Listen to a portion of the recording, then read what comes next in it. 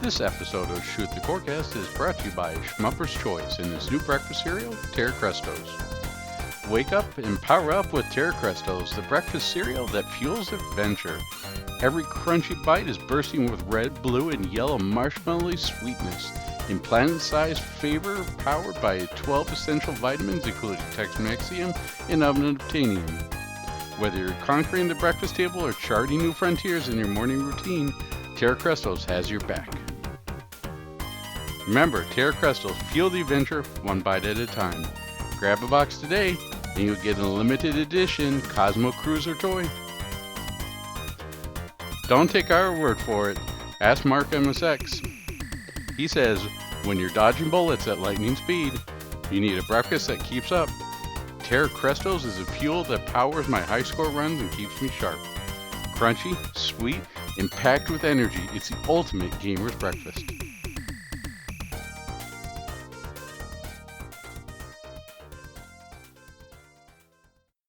Shoot the Core Cast.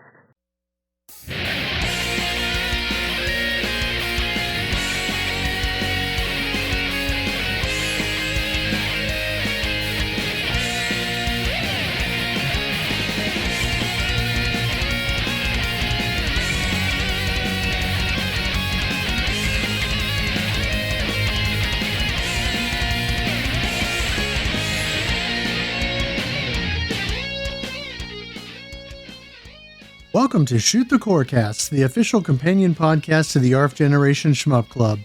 This is the family-friendly shmup-themed podcast that wouldn't tear a tag off a mattress, but we'd sure as heck tear a Cresta.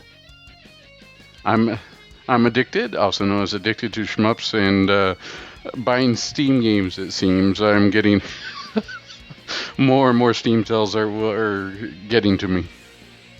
And with me, as always, is MetalFRO, also known as Game Boy Guru. And if you would like to connect with the podcast, you can do so in a number of ways.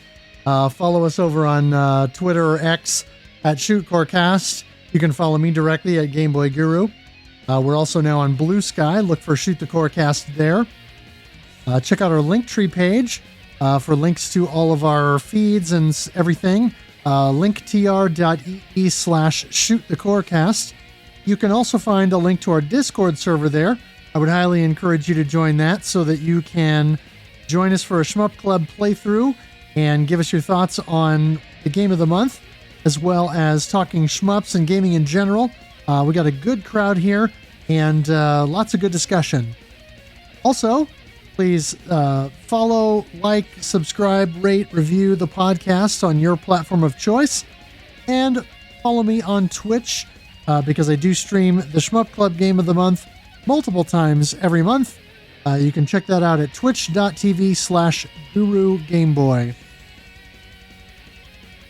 all right. Let's move on to our focus shot of the year, which is Rolling Gunner. And although I have been eating my Terra Crestos and getting my daily shots of texmaxium, I have not fared well. I have not made any progress in this, unfortunately. How about you? Well, I haven't made any progress either, but I did put some time into this the other night, and at this point, I feel like stages 5 and 6 are where I really need to focus. And so after doing a few full runs and realizing, on a good run, I can no miss through stage 3. I can sometimes no miss stage 4, but stage 5 is where things begin to go sideways. In particular, the boss fight. And so that's what I'm going to be focusing on going forward in casual mode, is to really hammer out practice of stage 5 and then stage 6, and then hopefully be able to put everything together in a full run and, get the clear. Nice. Keep it up. Yeah, I take it back. I did play Rolling Gunner, the Impossible mode. So I installed Bazite on the spare PC and then tried playing Rolling Gunner, only to find out that you do everything except shoot.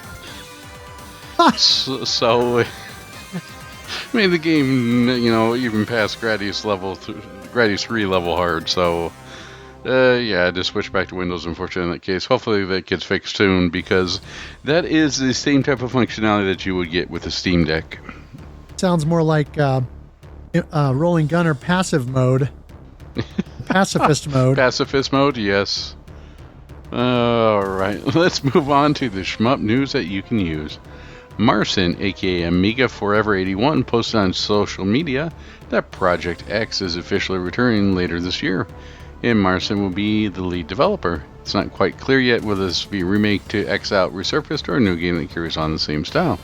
It's always good to see projects like this get resurfaced. I know that we have one, that UltraCore, right, that was done by the people who used to work at what eventually became DICE. I mean, it's just fascinating to see this stuff just coming on the woodwork, and hopefully we see more of this.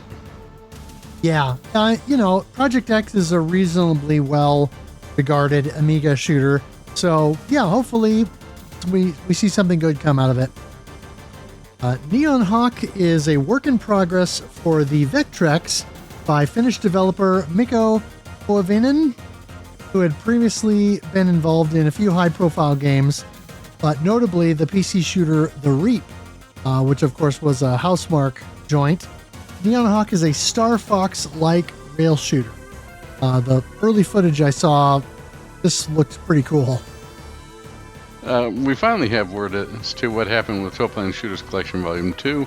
It seems that licensing issues with Kyoko Tiger and Twin Cobra are why the release had to be delayed, and now this collection will feature only 2 games as opposed to original 4, like in the first volume. And those tariffs are just hitting everybody. Well, yeah, I think the difficulty is because the game was developed by one partner, and then it was released in different regions by different companies. And so I'm sure the licensing for Q Tiger and Twin Cobra for the Genesis and Mega Drive specifically has got to be a tangled web. Yeah. What was the one that they were doing? Was it Ride and Trad that was also sort of the weird outlier there? Yeah, it was kind of that was Micronet, I think, who did that port. A division of Micronics, which we know they are known for their bells and whistles. Yes. And all their ports. Blast Rush LS is forthcoming on Steam. It's a remake of the earlier Blast Rush that was on Steam and mobile devices. The focus on the game is on bombing a lot, and it gives you tools to recharge your bomb frequently. No release date is known at this time. Yeah, I tried this demo out, and it was definitely different. I will give it that. I don't know what quite to make of, but have a game where you always set up the bomber. It's definitely a different take on stuff, and that along with Lilac Zero has been giving shmups a little bit more of a breath of fresh air as opposed to the, oh look, everybody is now moving away from, or moving into oops, all bullets, plus you gotta graze everything in order to get as close as you can. Like a taxi driver in New York going down a one-way street the wrong way. It's definitely interesting, and I'm gonna still keep trying, even though an initial impression for what the heck is this? So, it's sometimes one of those things where you're looking at what this, and then later on, it gets enough tweaking that it becomes its own thing and becomes pretty impressive. So I'm hoping that with enough time and trials, that will happen in this case. Sure. Hamster is celebrating its Namco month. Return with 2 shoot-em-ups already in May. The first is Super Xevious, which released May 1st. The second is the 90s arcade shooter Nebulous Ray, which released on May 15th. The latter has an increased price than usual arcade archives fare, though this may be due to the complexity of emulating the more graphically heavy game. Nebulous Ray has not previously seen a console release. I think the Switch probably holds the record for most games ported that didn't have a console release. It just might. But I find this quite exciting because Nebulous Ray is another one of those lesser-known shmups that you discover through MAME. And you play it and you're like, this isn't the best thing ever, but it's pretty cool. I haven't picked it up yet, but I'm definitely going to. Yeah, I think that was a review of our podcast. This isn't the best thing ever, but yeah, it's pretty cool. Yeah, there you go. Two Minds is going out of business, as mentioned on last month's episode. In addition to Frontier Force and Flight of Pigorus, they also have Dangerous Demolition for Game Gear available now, which is Breakout combined with a shooter-style game. If you want the physical copy, buy it now before it's no longer in print. The FOMO is real. Yes. Japanese doujin developer Kanazaki has released Blood Empire for free download. It's a very difficult shooter with a minimalistic look to it. Alright, my favorite price. Yeah, I saw a Japanese streamer playing this a week or so ago, and it looked pretty cool. I mean, definitely looked like it was difficult and quite a bit of specific routing that the player was doing. Outside Danmaku's next shooter is confirmed to be called Fox Flare Knight. As previously mentioned, it will be a horizontal shooter this time around. Nice. Looking forward to it. First Squadron Phoenix is now confirmed for both PC and Nintendo Switch 2 this year. The demo is currently available to play on Steam.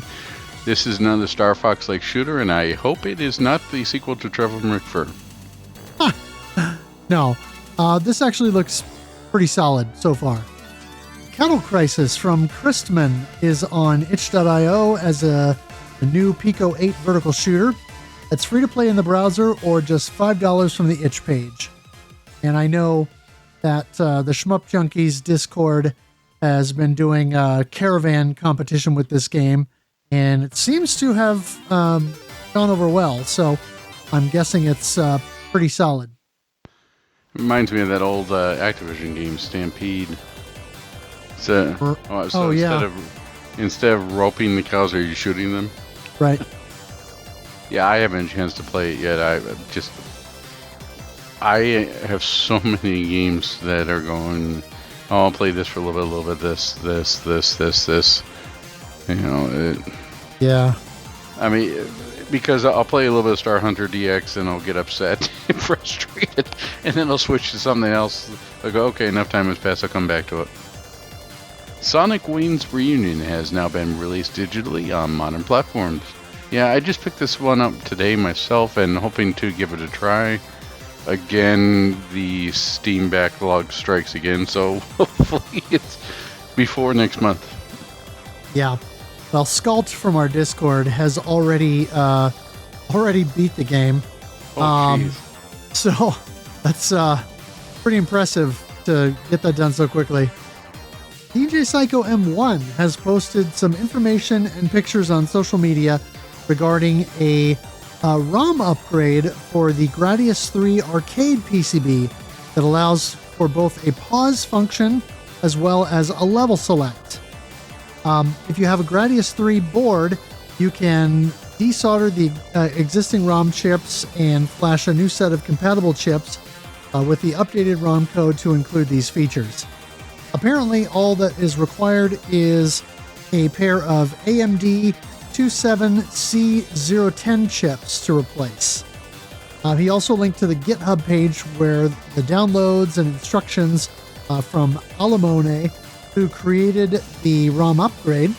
Alamone's website also includes a ROM patcher for Gradius 4 that adds similar features, along with some patching tools for Zexus, Ergele, as well as a tool to repair a bad NAND on Cave CV1000 boards.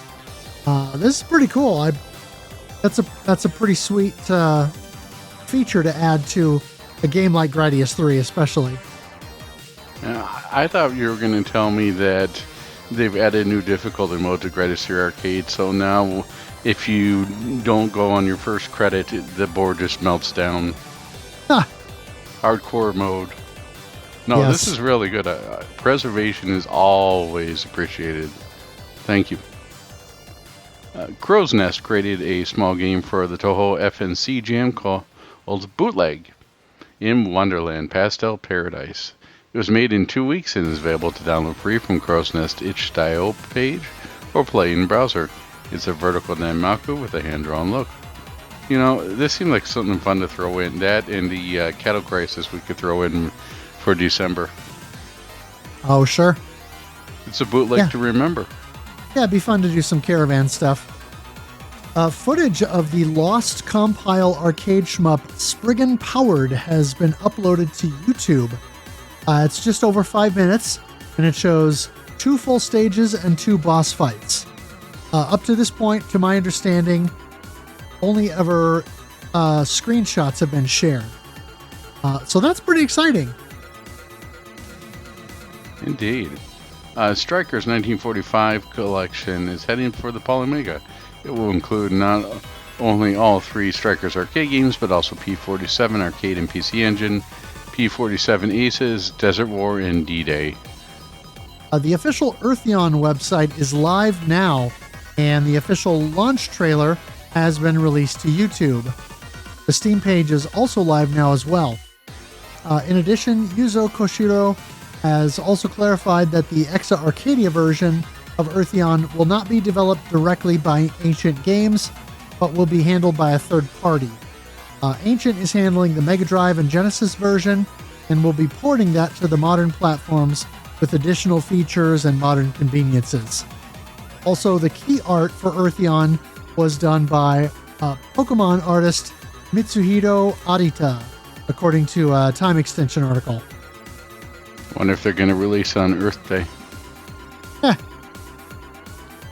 Red Art Games is physically publishing the Bullet Hell Collection or Danmaku Collection Volume 2 on Nintendo Switch. This will include Project Starship X, Red Death, and Null Drifter. The release date is set for a couple weeks ago. That's okay. May 2nd. Mamoru-kun Recurse is the name for the re-release of the G-Rev game Mamoru-kun Curse. It's been announced for PS5, Xbox Series, PS4, Switch, and PC. Similar to the recent Under Defeat port, it will include previous content and soundtrack arrangements. Don't Die, Collect Loot is a forthcoming indie roguelite RPG shmup hybrid from developer Dan Marchland and publisher Indie.io. It combines vertical scrolling shooting game action with RPG elements and story. A demo is available to try on Steam. Sky Kid Deluxe is the latest Namco arcade game core in development for the Mr. FPGA from Hotego. Nice. I have the NES game, and it always surprised me how much of a disconnect there is between the very Fantasy Zone style artwork of the game, and then you look online, it almost looks like the box of a Red Baron pizza. It's just that style. It's just such a weird disconnect. And this is also Sky Kid was also the game that shot up in price after Mike Matei and James Rolfe for the Angry Video Game Nerd covered it. People wanted like $60 for this game. It was so much weird meta for this game. Anyways, Telenet Shooting Collection 2 has been announced for Switch. This collection will include Kaiden 0, Final Zone 2, Browning, and Legion. All titles are PC Engine games for this compilation, instead of the previous volume, which also included Mega Drive Games Edition of the PC Engine. A physical version will be available like last release, and the collection is set to release on August 28th in Japan. Yeah, these are all Final Zone 2 Fancy Action now, Browning. I've played most of these. I'm wondering, are these really expensive? Are the shmups these days? I'm trying to think of, be better to, if we were to, let's say, throw them in a month in podcast, if they would be better served by this collection versus the PC Engine originals, or if it's too pricey. We'll have to look into it. Yeah. The chatter online I was seeing that these are kind of more B or C tier games. So, it's probably just the company doing it, Radalaika taking advantage of the Telenet license. Got that sweet mullet money. Yeah. MAME version 0.277 is available now and has some improvements in the Konami GX emulation, which generally improves games like Salamander 2, Sexy Parodius, and Twinbee Yahoo, among others. Yeah, the GX hardware is really nice. I remember picking up High School Puzzle Dama or something really to that. I know that DJ Cycles play on there, and that was surprisingly good puzzle. If I remember correctly, it played closer to Puyo Puyo, and it's still a lot of fun. So I'm definitely looking forward to that. Nice. The Steam page for Toho 20 Fossilized Wonders is up now, and the demo's available as well. It's slated for an August release. This is the one supposed to be back to roots, right? Yep. I always wonder if they just throw these into like is there a Toho name generator? If not, maybe we can have AI start coming up with some throw in Copilot or LLM, and let's have it just start coming up with Toho names. There's got to be a Toho name generator of some kind. Oh yeah, there you go. Random Toho generator. There we go. It just seems like they just picked two words on here. Just throw them in there, and there you go. Anyways, no, this is something I definitely have to try. He is even. After doing a little bit of Toho, I was a little bit burned out on. We did 8, and I thought we did another one. Did we, or did we just do 1? We've only done 1 so far. Okay. But after doing that one, I was a little bit burned out. But then I've been trying the fan games, and some of the fan games, the ones that deal with the standard mechanics, right, of the different bullet pattern and everything else, were surprisingly well made. I really liked that demo one that we both tried out a couple months ago. Yeah. Yeah, that was really good. So it's got me in the mood to go back to basics with Toho. Hopefully this is as good as the fan games. Yep, for sure. The latest Kanzaki Shintaro release is Black Box Gun Stable, which was submitted for Bullet Hell Jam 6. It's available for free download on Kanzaki's itch.io page. Shooters Fez 2025 is set for June 14th and 15th and will be held at Mikado Game Center in the Shinjuku area of Tokyo. The event will be streamed on YouTube. Last year saw several reveals of new games and re-releases, so hopefully this year will include more as well. Maybe even a surprise appearance by Jeff Keighley. Ha! Probably not. City Connection is publishing Toaplan Arcade Collection Volume 1 and Volume 2 for consoles. These compilations will be based upon the Bitwave ports already released on Steam and will not be affiliated with the Toaplan Arcade Garage releases from the M2 STG team. Volume 1 will include 8 games: Flying Shark, Fire Shark, Tiger Heli, Twin Cobra, Outzone, Fixate, Dogyun, and Batsugun. And then Volume 2 will also include 8 games: Hellfire, Zero Wing, Grindstormer, Slap Fight, Truxton, Truxton 2, Vamana, and Twin Hawk. Clear River Games has already announced they're handling the European release, which likely means Limited Run Games will be handling the North American version. Yeah, they did all the Saturn re-releases from City Connection, so that wouldn't surprise me at all if they were doing this. Yeah, it's a little weird that they're doing these now. I'm hoping this doesn't derail the M2 STG team from finishing their run of Toaplan games. We shall see.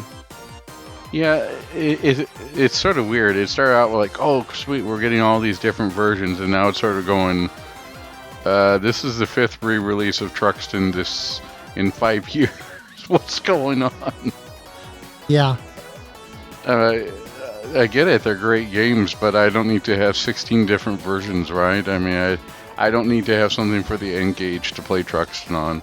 Well, maybe I do for the N-Gage, but it just seems like we're getting overloaded with the same stuff when we could be doing new stuff, and that's why I'm impressed by the Hamster Arcade Archive release of something that hasn't come to consoles before. But I get it. If you want to milk it for all it's worth, you got to do this. So I understand from a business standpoint. The Ghost in the Phoenix from Turtle Bear Productions is an upcoming vertical shooter on Steam. No release date is listed, but appears inspired by the likes of Raptor Calls the Shadows. and has a full shop and upgrade system. Soundtrack uploads on YouTube of the Touhou 20 demo have been getting copyright strikes and takedown notices. According to user 32THC on X, this is being initiated by Zun's legal manager. This hasn't been independently corroborated that we know of, though there's precedent for this, as I guess previous Touhou soundtracks uploaded by non-Zun affiliated channels have been taken down, while official soundtrack uploads have remained. Well, to be fair, they're waiting to launch the Touhou soundtrack app on iPhone and iPhone and Android later this year, right? And if Nintendo can do it, so can Zun.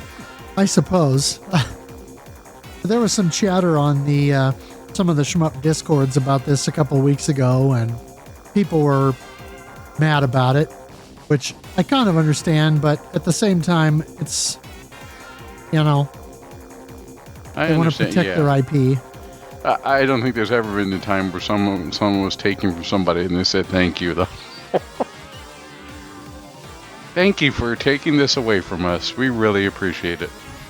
Yeah. Maybe with garbage. I take that maybe with garbage, but Touhou is definitely not Kusoge. Right. All right. Speaking of music, Run Sunlit Space is working on Star Fox CD, an enhanced version of Star Fox with new features. These will include MSU1 support as well as Super FX 3 support, which is forthcoming clone of the original Super FX chip with additional functionality. So wait till we get to the Super FX chip. It slices, it dices, it does AI.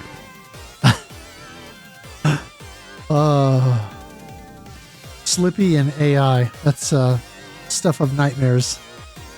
Duo crypto roll. That's terrible. Divine Orders is a new bullet hell shmup RPG that released on Steam May 23rd from developer Angle M Games. According to the developers, it's a danmaku where you don't have to worry as much about being hit, which is likely where some of the RPG elements come into play. And this has already been reviewed by Chef Vitaris, and he generally enjoyed the game, but said for sure that it was not going to be for everyone. The Space Invaders series creator Tomohiro Nishikado was recently interviewed by Time Extension. In an interview, he made mention that he believes danmaku shooting games to be a dead end to the genre, although he quite likes Radiant Silvergun and Ikaruga. Well, who doesn't? He believes that bullet hell games often make it harder for the games to be approachable, making new players shy away from them. Yeah, I could definitely see this as well. You've got the immense visual, I don't want to call it noise, but it does make it very intimidating. It sort of reminds me of Dodgeball, right? Where the movie Dodgeball, if you can dodge a wrench, you can dodge a ball. Well, let's not get wrench up there quite that high yet here. Let's start with maybe dodging a softball or something here before we start moving and throwing hammers and stuff on there. We'll leave the dodging hammers and wrenches to Mario. Exactly. Ops Awakening is a forthcoming Q-em-up from developer Eden Cruz. The early demo was playable at Shmup Slam 7 and uses a line art graphical style. It has some danmaku elements as well as branching paths between levels. It's supposed to be a more approachable game for newer players, but still does have some gotcha moments. No release date is currently set. I got to play this at Slam 7 and speak with Eden a fair bit and provide him some feedback after playing it. I managed to get actually quite far into the demo, and this was pretty neat. It's very, very cutesy, and, it's fun stuff like when you take out certain enemies, they drop food, items that you can collect for points. There are some fun enemies where they are little, like, hedgehogs that are flying these spaceships. When you just destroy the spaceship, then the hedgehog has that smoky look, like you get in the cartoons when someone's holding dynamite and it blows up in their face. And, fun little touches like that. So the spaceships are all made by Acme. Got it. It's something like that, yeah. All right. When you said line art, you also reminded me of something that I would like to see done. I want to see an Etch-a-Sketch shmup. That could be cool. I have the buttons where you're moving left or right, trying to dodge, and then just something like that sounds pretty cool to me. But yeah, this also sounds really nice. In the sort of Looney Tunes, Tex Avery inspired visuals sound pretty cool too. Yeah. VGNY Soft has announced another print run of Stellar Interface, this time for PS5 and Nintendo Switch. This will include DLC content, and they've confirmed all of it will be on game card and disc, which in this day and age is pretty amazing, considering we were starting to question what the heck we call a game card these days. Yeah, exactly. Zomoro Studio showed off a work in progress of a horizontal shooter with a claymation style similar to Platypus. It shows you piloting a biplane through an area with carnival rides and shooting at clown heads and other various hazards. Oh, it's Harmful Park again. Let's go. Huh. Red Art Games will be handling the Western release for Sonic Wings Reunion. Pre-orders are set to begin on May 27th and will include a physical editions for Switch and PS5, though the PS4 will receive a digital release as well. Mine Games will be handling a physical Western release of Trouble Witches Final, Episode 1, Daughters of Amalgam, this summer. All previous DLC will be included except for Cotton. The special edition will also feature an art book and CD soundtrack. I wonder why no Cotton. I'm assuming it's a licensing thing, but that's kind of been the question that some of the folks in our Discord were asking is this physical release going to include the Cotton DLC? Because if it is, it'd be an insta-buy for them, but I'm guessing since it doesn't, that might give some folks pause. Yeah, that Willow tax. Yes.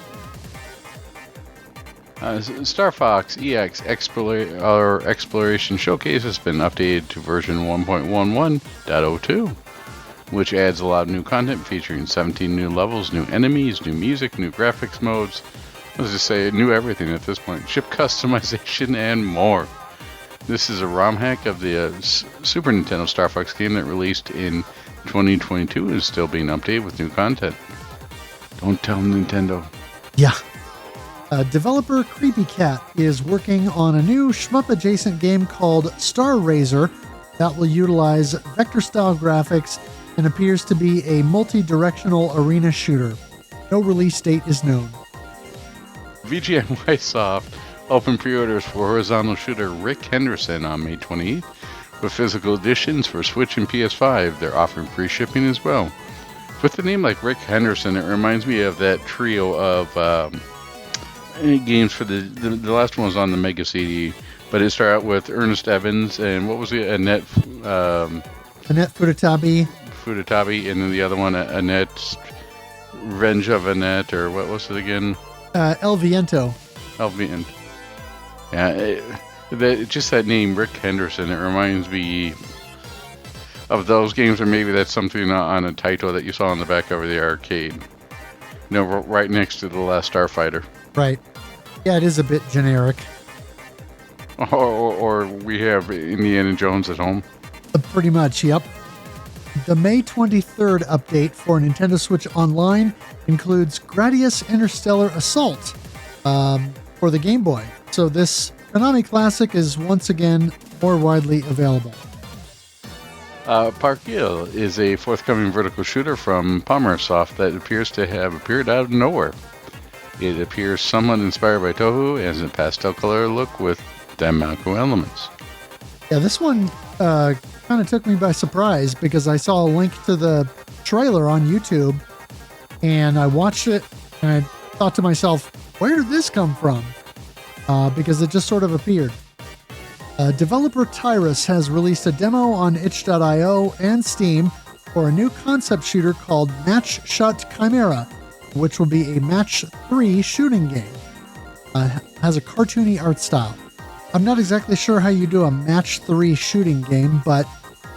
You shoot it until it matches. Well, something like that, yeah. Developer Casa de Rubio is working on a port of In the Hunt to Neo Geo. This is the same dev who previously released Double Dragon 1 on the platform. This is a work in progress right now, but plans for the port include the ability to switch between the arcade and PlayStation versions of the music. Also, like any other Neo Geo release, it will instantly be sold out and then go online for scalpers at $2,000. Right. East Asia Soft is publishing a new shmup called Exo Calibre. This is a vertical shooter with an anime art style and a dash mechanic that appears to allow you to avoid colliding with bullets and other obstacles. Based on the trailer. The game is slated for a June 25th digital release on all modern platforms. And all we gotta it makes us sit here wondering, where's our demonizer? Yes. Viral Reload EX is a forthcoming game on Steam from Retrocade Media. It's a vertical shooter. Another with a dash mechanic where you pilot a ship to take on Kyle Kaboom.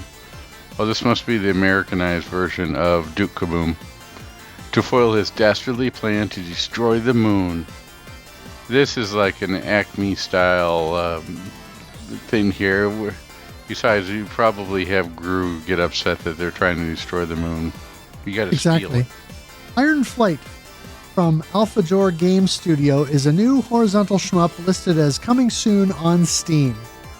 No release date is known, but it's been in development for some time, and the dev had previously solicited feedback from players on the R Shmups Reddit. We mentioned this a couple episodes ago, and so now it finally has a Steam page. Nice. Now, Iron Flight sounds like it could be one of those 80s movies that then all of a sudden got like 6 direct-to-VHS sequels, right? You've got Iron Flight 2, Aces High, Iron Flight 3, Golden Eagle, Iron Flight 4, the Revenge for Joe's Brother. You know, it's definitely a good name and fits the shmup. I like this one. Yep. Pre-orders will be opening August 29th for a pair of new Evercade carts that launch in October. A Neo Geo Arcade 2 will contain a complete shmup-adjacent game such as Metal Slug 2 and Ninja Commando. Neo Geo Arcade 3 will include Ghost Pilots and Twinkle Star sprites as well as Metal Slug 3. Yeah, these go along with the new handhelds. Have you seen those the little Evercade Pockets? There's 2 of them. They have different games on them.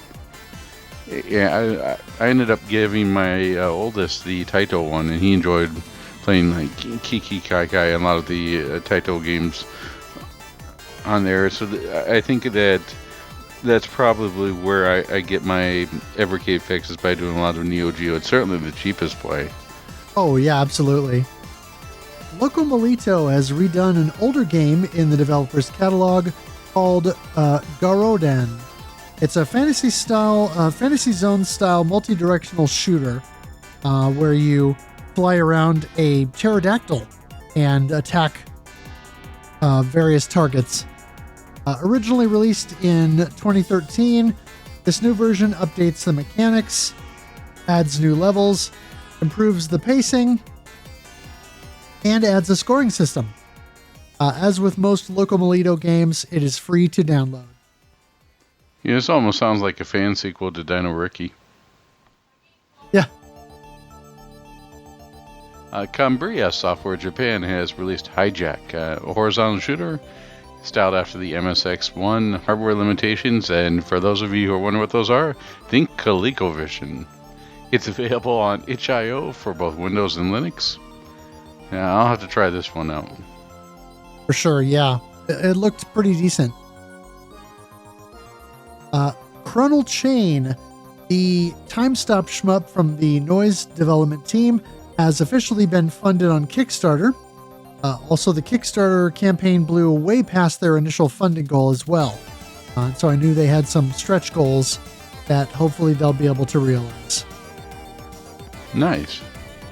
Aeon Ultra from Aeon Studios now has a demo available on itch.io. It was also playable at Shmup Slam 7. It's a Danmaku with a focus on characters and story. Yeah, I played this as well and had a pretty good conversation with Angel, the guy behind Aeon Studios. Gave him some feedback, and then he was actually one of the guys who joined us all after the second night, and went with Mark to his now famous post Slam IHOP run. And so anyway, real nice guy and very promising Danmaku shooter. And finally, this is exciting news. Based on emails coming from MakeCat Studios, it seems that the ZPF physical copies will be shipping shortly. There were photos in the email that showed off a whole bunch of Genesis carts and boxes all stacked up and ready to be packaged. And the email that they sent out basically said, this is your last chance to update your email or your mailing address for us to ship you the product. So that pretty much tells me they're going to be sending stuff soon. Really hoping to see this very shortly. Very nice, and hopefully I can see it all show up on Steam, because I like to... It just makes it easier to have a PC copy these days for me. My time is ever shrinking, so the ability to fire up something quickly is always appreciated. Sure. I mean, you could still play it on Mister, theoretically. Oh, yeah. I could, but even with the Mister, it takes a moment to set things up. With the PC and Steam, it's just always on. So true. That way I don't have to worry about it. It just plug me into the Steam matrix and let's go. Yeah. So let's move on to the game we played in April of 2025. That would be Soul Cresta, and our participants were DL Wraith, the ever omnipresent International House of Zebras, or IHOZ, Tetraphobia, the named boss, Eat Electric Death, Delta Mudkip, Pony Trigon, and Skosh. Alright, so Soul Cresta was developed and published by Platinum Games in cooperation with Hamster. Soul Cresta was originally revealed as in development on April Fool's Day 2020, and boy, that was much better than the joke that we got after that, right? However, it was confirmed as in development a year later, showing that the initial reveal wasn't just a joke. Unfortunately, like the other reveal that year. A trailer for the game was released in August 2021 and was originally slated for a December 2021 release. However, the game was delayed until its final release date of February 22nd, 2022. Initial reaction or reception to the game was positive, though criticisms often centered around the graphics and the price, particularly within the shmup community. The game launched on PC, Switch, and PS4, and this included DLC that added story mode to the game, as well as included the true or canon ending. It also included a lot of text and voice dialogue from different characters in the game, including 3 pilots you control as a player, in addition to an admiral and all the boss characters. A bundle was later made available known as Dramatic Mode, which brought together the base release and DLC into a single purchase. Dramatic Mode release is what landed on the physical versions for Switch and PS4 that came through limited run games. Limited edition versions also shipped with a CD soundtrack, mini arcade cabinet, character standees, and other memorabilia. Soul Cresta served as the official sequel to the earlier Cresta games such as Moon Cresta, Terra Cresta, and PC Engine exclusive Terra Cresta 2. Because the rights to Nichibutsu's Cresta games were owned by Hamster, Platinum Games had to secure the rights to create the sequel. The game was envisioned by Hideki Kamiya as a way to carry forward the ideas of the previous games with docking ships to create different configurations and attack types. Kamiya became the game's creative director and story writer, while the game was directed by Takanori Saito. Yuzo Koshiro handled the music alongside sound designer Hiroshi Yamaguchi. Soul Cresta was the initial title in what was supposed to be a new line of games from Platinum titled Neo Classic Arcade Series. To this point, however, no additional games in this line have been produced or released. Let's move on to the ever-important story. In the Cosmic Year 101, humanity is struggling to defeat the Mandler army, which has teamed up with Megazopher in order to take over the solar system. The forces of humanity retreat to Leomedia, the 12th moon of Neptune. The Solar Recovery Army, Soul Cresta, led by war hero Go Kurogane, is then formed in resistance to the Mandler army. Humanity's last hope is now reliant on the ability of Yamamoto, a cutting-edge docking fighter, and 3 pilots, Shotendo, Luna Zarnista, Sheena, and Drill Martin, in order to save the solar system from the reign of the Mandler in one final battle. Yeah, so, this is surprisingly decent, like Voltron era story, or like Power Rangers era story. It's definitely serviceable and keeps it going. And pretty impressed with the story. Yeah. It's not going to win any Oscars or be made into a 2-season, 6-part series on HBO, but it's definitely serviceable. As shmup stories go, it's actually quite decent. And honestly, when you go through all of the dialogue and all of that in the dramatic mode, it makes sense. There's some decent interplay between the characters, and it's voiced reasonably well. So it definitely does not sound like something they just threw together. Right, nor does it have, you don't truly understand everything about Salamander till you've seen the OVA anime, and you've also read all the 6 books in the miniseries, and got the player's guide, because that's where the real backstory is, man. The player's guide. You got to import it from Japan.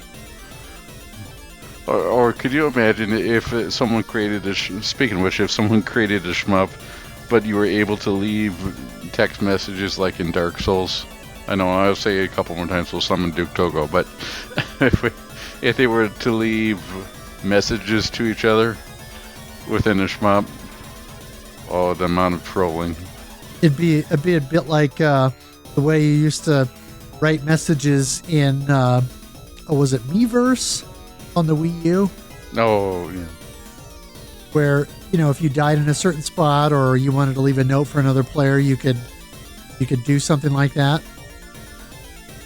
Yep. Why can't Soul Cresta crawl? Yep. Right. And yeah. So let's talk a little bit about the gameplay here. Soul Cresta has 2 primary modes, arcade and dramatic. We talked about dramatic just a short moment ago, so we'll move on to arcade. Arcade, as you'd expect, is a straightforward mode with no frills, just basic gameplay and stage progression. Dramatic mode acts as a game story mode with some tweaks to gameplay, as well as additional boss fight later in the game, and an expanded final boss fight, as well as the end of the game as mode being considered the true canon final boss fight and ending. If you only have the base game, the only ship you have available to play is the Yamamoto. If you have the DLC, then the arcade mode allows you to play as the CR-47 ship from Moon Cresta, the Wing Caliber from Terra Cresta, and the Wing Caliber 2 ship from Terra Cresta 2. The Yamamoto is the only playable ship in dramatic mode. Arcade mode has 3 difficulties available. They are very easy, and normal. Hard mode unlocks once you beat normal, and platinum hard unlocks once you beat hard difficulty. Dramatic mode only has easy and normal difficulties available. Soul Cresta plays out across 7 stages spanning the Milky Way galaxy and head towards the sun, also known as Soul in the name. You start You start out at Neptunus, aka Neptune, and go through each planet through Mercury, and then finally take on the Mandler's forces and Mandler himself near the Sun. Neptune's mid-boss is Chubbo Mark II, originally from Terra Cresta, and the stage end boss is Wegler, a large battleship with multiple turrets and a giant laser. I feel like I gotta put up finger quotes every time I say laser now. Thanks, Dr. Evil. The mid-boss for Uranus is the ship Trimurti, your first encounter with it, piloted by Dita. Much like Yamamoto, the Trimurti can separate into smaller ships, and depending upon the formation, its primary attack will change. After damaging enough, it will split apart and rush you several times. The end boss is Diebo, an upgrade version of the Chubbo. Saturn's mid-boss is your second meeting with Trimurti. The stage boss is Hoborg, an upgrade version of the Welgar battleship.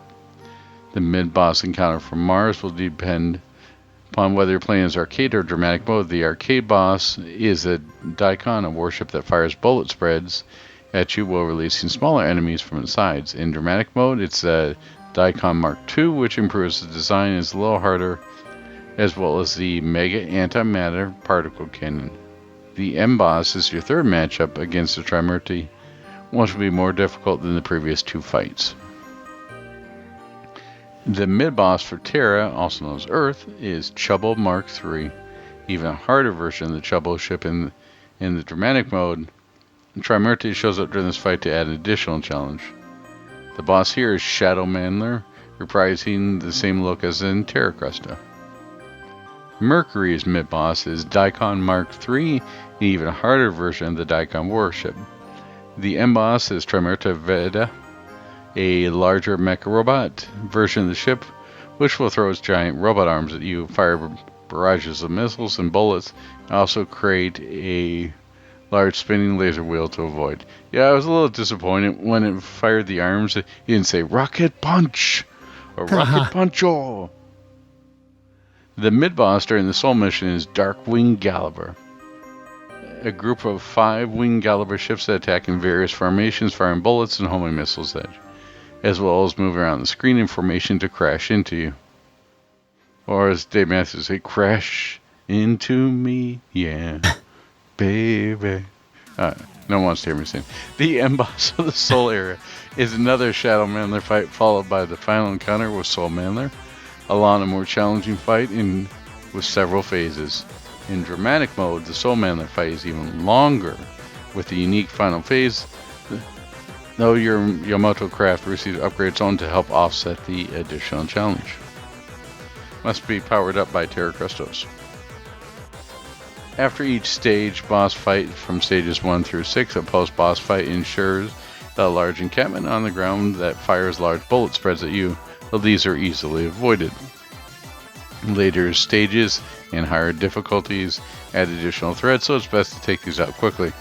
And destroying these bases will yield a large cache of coins. In addition, during the dramatic mode, after each stage and boss fight, a longer sequence ensures rings to fly through and a few enemies to take out alongside the way that provides additional exposition. You know, I have to say, at one point we should just do for a April Fool's joke. Maybe we should just have it all. You know those AI celebrity impersonators. We should just see if we can do an entire episode of Morgan Freeman's AI voice. Just feed it the script. There you go. I mean, I could listen to Morgan Freeman narrate just about anything. There you go.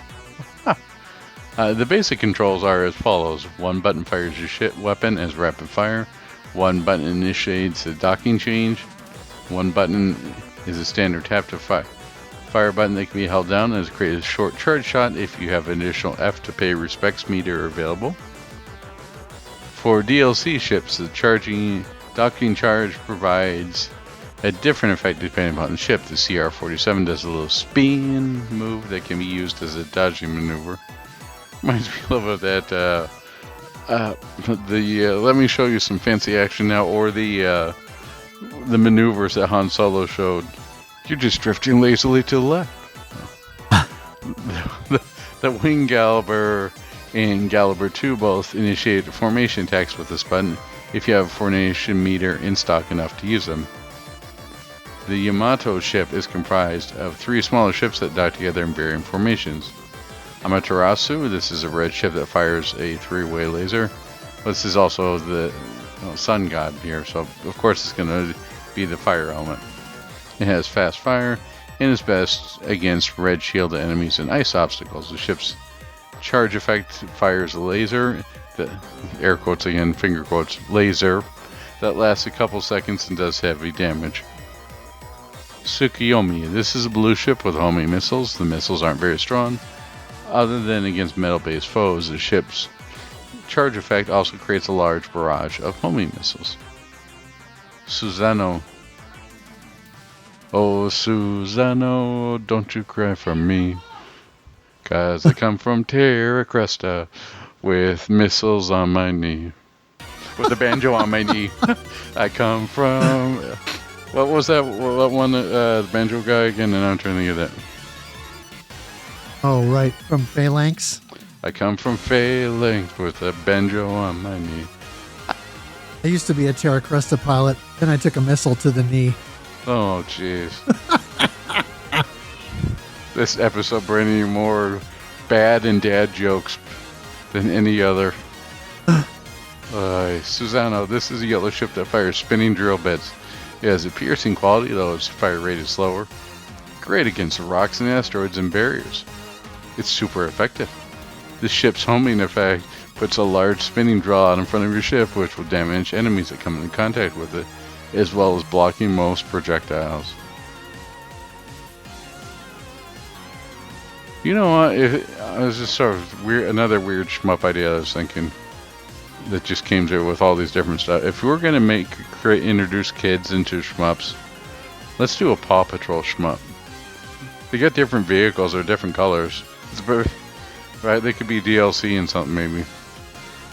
Paw Patrol the shmup. Could work. I think it could work pretty well. I'm certain that we could probably get it going through our publishing partner, Limited Domain Games. There you go. So you start the game with Amaterasu when choosing the Yamato as you shoot down red power-up carrier enemies. You can cover additional items to pick up that will reward you with other ships. The item will cycle colors until you pick it up. Once picked up, you'll automatically dock with it. Once you've received all 3 ships, you can begin charging your dock configuration to preferred weapon loadout. If you press the dock configuration button to split apart the ships, you can arrange them to top to bottom to vary the effects. The top ship will be your primary shot, which fires all the time. The bottom ship will be your secondary shot, which fires at a slow rate, and the ship placed at the center of the formation will become the one whose effect you get in charge attack. In a 2-ship formation, the rear dock ship will provide the charge effect.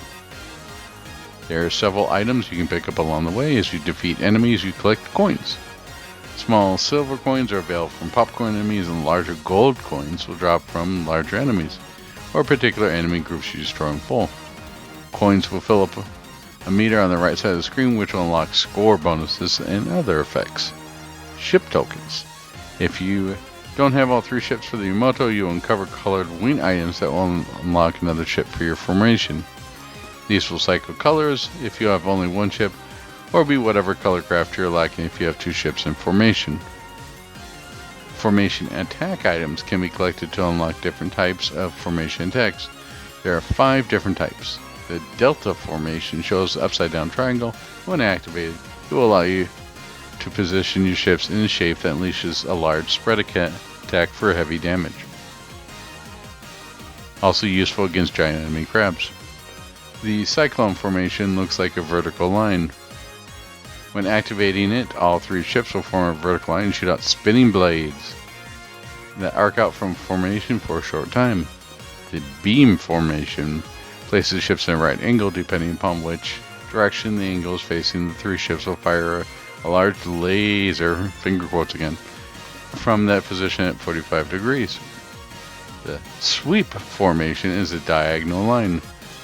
When in this formation, the center ship in the line will shoot out a large laser perpendicular to the formation line's direction.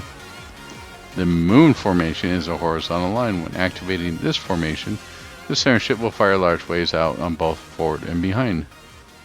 It's important to note that formation attacks only the activating ship is vulnerable.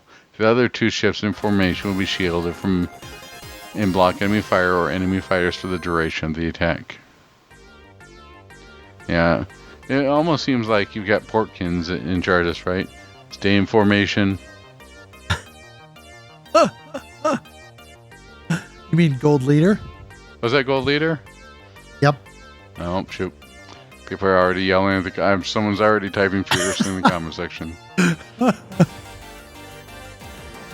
There are also 3 smaller formations that can be activated when you only have 2 ships available. The front formation is similar to the moon formation with a horizontal line and shoots large waves in front of your position. The side formation is similar to the cyclone formation with a vertical line, but will shoot large waves to the left and the right of your position. The slash formation is similar to the sweep formation, but will shoot waves diagonally outward from your position based upon the direction the formation is initialized. S tokens can be collected to add shield points to your ship, which will give you additional hits. Once your shield runs out, each hit you will lose one of your ships until you're down to your last ship, at which point a hit will deduct the life from your stock. These are only available when you have all 3 ships in your arsenal. The blue F tokens can't be collected. If you hover over them with your ship, you can gain formation power that can be used to initiate charge attacks or formation attacks. When using ships other than the Yamato, the items change to match those of the original games the ships are from, such as F tokens to gain a formation attack, stars for bonus points, and so on and so forth. Throughout each stage, there are color ratings that match the hues of your 3 Yamato ships. If you fly into the ring with a color-matched ship at the head of your formation, or the ship flies through the ring well apart, you receive a large gold coin, and a few smaller coins, and 500 points. If you fly through the ship with the wrong color, you only receive 100 points. Playing with any of the DLC ships, you always receive the extra points for flying through the rings. As you collect coins, you fill up the soul gauge, not to be confused with solid, on the right side of the screen. As you do so, you unlock different upgrades and items as you progress. Each soul gauge has 12 boxes to fill in this order. The first unlock is a soul emblem, which will either give you a ship to your formation or a shield point. The second unlock is a formation chip. The third unlock is a machine gun shot, which is one of the command shot types. The 4th, 6th, 8th, and 11th unlocks are your F gauge. The 5th unlock gives you side shots, another command shot type. The 7th unlock is burst shot, the final command shot type. The 9th unlock gives you shield. The 10th unlock gives you shot power. The 12th unlock gives you a 1-up. In a couple of scripted locations throughout the game, you unlock a Ghost Galloping ship, not to be confused with Galloping Ghost, which will fly and fight alongside you for a short time, providing you with extra firepower. Its shots will clear bullets, making it especially useful for busy sections. In dramatic mode, you also get a visit from the original Wing Galloping ship at the end of boss fight in stage 5, who fends off a ramming attack from the boss after it's been defeated. Each time you activate a formation attack, it uses 3 segments of an F gauge. You fill up to 3 F gauges in total, which can be filled by both hovering over the blue F tokens on the field as well as shooting down enemies. Each time a shot connects with an enemy or boss, it will fill little of the gauge. Charge only consumes 1 segment of the F gauge. By contrast, you can also use the docking station when you only have 1 ship, and it will perform a screw attack. Oh great, now we're going to be censored by Nintendo. This uses 1/2 of an F gauge segment. Your ship also has the ability to perform special attacks known as command shot, which use no F gauge and require no extra items to perform. only that it be unlocked during play by collecting coins and filling up soul gauge. These attacks do not consume F gauge, so they can be used liberally. The machine gun shot is initiated by pressing down, then up, then attack, up, then down, then attack. It fires a more powerful barrage in addition to your main shot, also vary depending upon which ship is your primary. Yeah, these are like Street Fighter attacks. Yeah, basically. Yeah. Quarter circle, and then hit the A button to do a shuriken. Quarter circle backwards to do a shuriken. Oh good. So the side shot is initiated with a Hadouken style movement, which is quarter circle from down left to left or down right to right, and then attack after each movement. This will fire a barrage of shots in the direction the command shot movement ends on. The burst shot is achieved by performing a full circle on the stick or D-pad, then pressing the fire button. It will fire whatever your primary ship's weapon is out in all directions. Special notes: in the DLC ships, the CR-47, this craft has a very powerful main shot, but is limited to one volley on screen per time per each dock segment. Dock segments 2 and 3 will each fire 2 shots simultaneously for a total of 5 shots at any given time. The ship cannot do formation attacks. Instead, you have all 3 ships docked together. You can hold the formation quick dodge button for a short time to release and initiate a Firebird attack, which will use 1 F gauge segment. The CR-47's charge shot is very short-lived but powerful. It's also crucial to note that the ship segments must be docked from above. If you try to dock from below or the side, you'll lose a life. And if you only have 1 fighter, you lose all of your docked ships. The Wing Gallipher. This ship can have up to 5 fighters docked together. Each successive fighter will increase your firepower or add functionality. Fighter Type 3 will add a reverse shot, and Fighter Type 5 will add a rear-facing shield. Like the CR-47, this will only have 1 Fighter Type 1 available, and you can press the split docking button to perform a spin attack. The formation type you get when pressing the split docking button will depend upon how many fighters you have available. 2 fighters together will create a moon formation side by side, with each wave shots firing forward. 3 fighters either with the extended formation, forming a triangle and firing out a 3-way spread. 4 fighters creates the cyclone formation, which forms a diamond shape and shoots out spinning beams.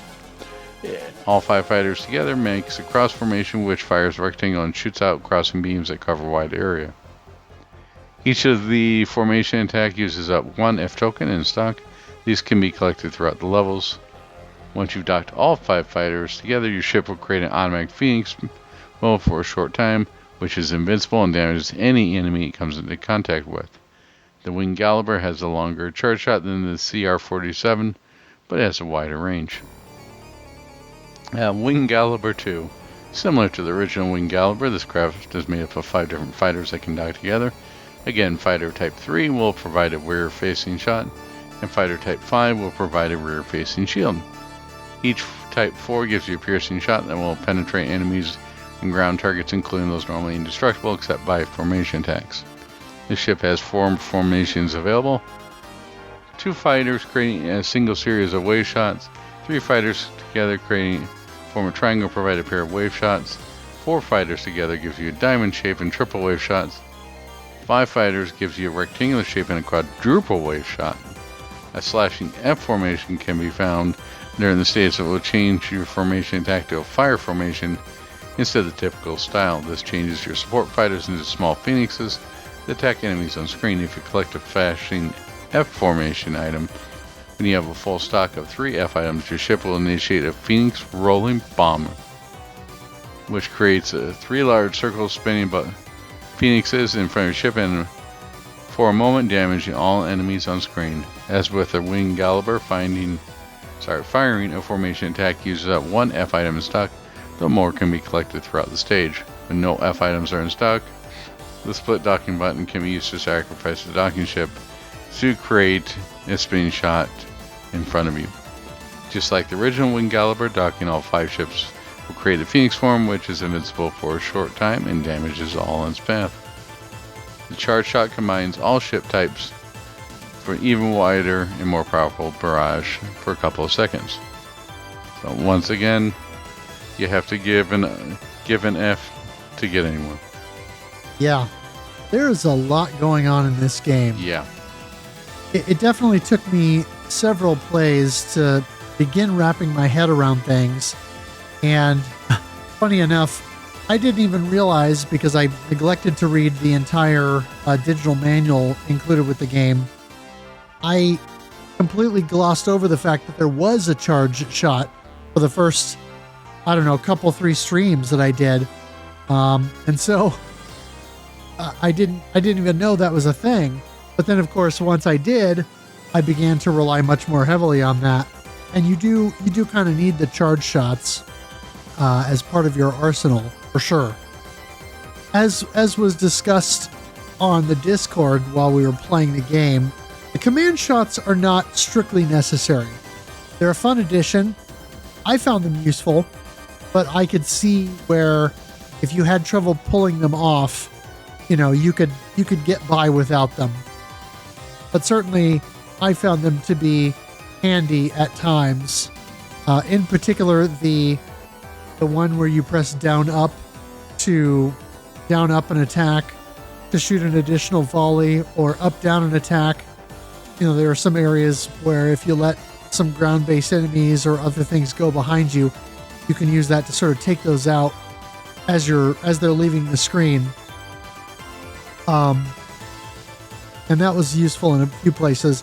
And then also the 360 on the stick and attack, because that, like I said, it shoots all the projectiles out in various directions. And if you get in a tight situation with a lot of enemies around you, that can help clear some of the field. Yeah, it's sort of like a love-hate relationship with those command attacks. It's like, this isn't Street Fighter. Why am I doing this in a shmup game? But the times where they were really useful. So, I mean, I can see why Platinum Games throw them in, right? This is sort of their action game nod, right? It's their little signature add to the gameplay formula or the gameplay loop. Right. I feel like this maybe just sort of described, and I'll talk about this later, my opinion on the game. It's sort of like a love-hate relationship with this game. But let's move on to the graphics here. Yeah, we kind of touched on this in the beginning here, but the graphics were quite heavily criticized when the game was first released, in part because of the pre-rendered backgrounds and the stylized sprite work that some players thought was ugly or just wasn't fitting. I didn't play it at launch, so I don't know if they made improvements from the launch version to version 2.0, which is the most current. I understand why people don't like the style. I personally found it charming, and it generally worked for me. There weren't very many situations where I felt like bullets were obscured or things were hard to find or hard to see. And so I felt like overall it was good. I get the criticisms, but it worked for me. Yeah, I wish I could say the same, because I had areas where it was fine, and all of a sudden there were areas like, this isn't clearly defined. I can't tell if I'm being hit by this or if this enemy can actually hit me or not. And maybe that could have been solved by just putting like black outlines upon stuff that can actually hurt you. Oh, sure. Or some sort of visual indicator. Because there were some spots where I was like, is this background or is this actually something I'm going to hit? And it's sort of like the same with Danmaku, where you run into bullets that are featured the same type of color. It wasn't terrible, but it was noticeable enough that it became annoying, especially in some of the later stages. Right. So I didn't find it like immediately off-putting. I played my fair share of stuff that had sprites and pre-rendered stuff in the background. You know, I'm not one of those people who says, you know, or even all pre-rendered, pre-rendered sprites that were dumbed down, pre-renders that were dumbed down to sprites like Donkey Kong Country. I'm not one of those people who thinks it looks ugly. I still think the game has a charm to it, in that style of era and style of looks. Right? If you want to make something that looks like the mid '90s, this is the closest that you're going to get with this type of look, right? Pre-rendered in sprites, because that's where we were at. We hadn't quite. This sort of screams like maybe 95, 96 era, where the PlayStation and polygons hadn't really fully taken off yet, but you still had some of those earlier games that were trying to do something different. Right. I mean, there's quite a difference between a really good pre-rendered game like a Polestar or a Viewpoint versus something that's relatively ugly like, let's say, Soul Divide. This probably sits somewhere in the middle in that regard. The Soul Divide, even though it definitely has major issues, and so that probably strikes me as I have a little bit of a soft spot because it was about the only cave game that I could afford at the time to buy a PCB of. Oh, right. Despite the criticisms, Sol Cresta is a very colorful and bright game throughout, with good variation between backgrounds so that each stage is distinctive in some way. Now, most boss designs aren't very interesting because they are just graphical updates of bosses from earlier Cresta titles. An exception, however, might be the final Tremerti fight, the mech that we mentioned, with a large mecha design, and at least being different to the other warships and battleships. Also, the Soul Mandler design is much more unique and interesting, with multiple moving arms and various articulations. Definitely much more fitting for a final boss design. Taking a quick look at the sound, the Yuzo Koshiro soundtrack is a highlight, with great compositions that harken back to the earlier Cresta games thematically, but it also charts its own path and does some unique things. There are some nice callbacks to previous games without sounding derivative. The sound effects are also solid, with nice nods to older games in keeping with that mid to late 80s and early 90s arcade feel. And the inclusion of sound effects and musical tidbits from earlier games when you use each of their respective DLC ships is a nice touch. In addition to the limited run game's CD soundtrack bundled with the limited edition version of the game, there was a standalone 2-CD release through Sweep Records, catalog number SRIN-1181. And the soundtrack is banger. It's Yuzo Koshiro, so it's going to be good, but I was humming and whistling these tunes the whole month while we were playing. Even if the game itself is not your jam, it's hard to deny that the soundtrack isn't a winner. And part of the trip during Slam 7, I was actually listening to the Sol Cresta soundtrack while driving around the Denver area with some of the other guys who were at the Airbnb that I was at. And when it was the night after the Slam Day 2 ended, and we were driving around, and then we were stopping at the IHOP and kind of trying to find our way through this shopping area and parking lot area to get to the IHOP, and it was playing some of the Soul Mandler fight music, which is quite dramatic.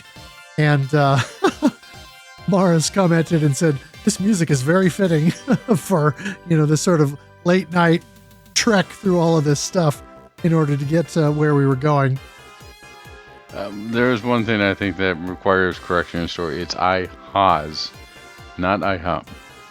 Well, yes, but you wouldn't eat at the International House of Zebras, would you? I don't know. That's a question we'll have to pose for a question of the month. Just briefly on the scoring. The scoring in this game is fairly layered, but it's also not well explained. Essentially, you want to destroy all the enemies and collect the coins that they drop, and then use formation attacks to increase the amount of coins that you get for your attacks by a pretty wide margin. The more coins you collect, the higher your end stage bonuses will be, even though the coins themselves don't award points during the stage while you're collecting them. There are also various secret bonuses littered throughout the game.